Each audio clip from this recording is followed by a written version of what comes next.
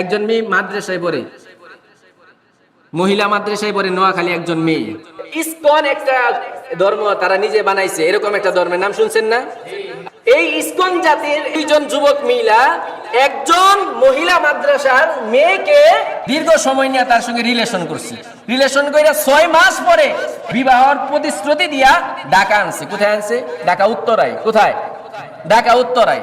এখন ঢাকা উত্তরায় আনার পরে আর বিবাহ করে নাই।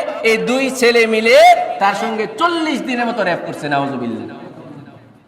এইবার বলেন, মেয়ের সঙ্গে যদি মোবাইল না থাকতো তাহলে মেয়ে কি যোগাযোগ করার কোনো রাস্তা ছিল? মেয়ের মা বাবা যদি একটু সতর্ক থাকতো তাহলে কি আজকে তার মেয়ে এরকম একটা অপমানিত, লজ্জিত হইতে হইতো? আপনি বলবেন, হুজুর এটা তো আমাদের গায়ে লাগার কথা। হ্যাঁ ভাই, গায়ে লাগবে। তুমি নিজে মুসলমান হইয়া তুমি আবার একটা ছেলের সঙ্গে কেমনে যাও তুমি জিনা করার জন্য?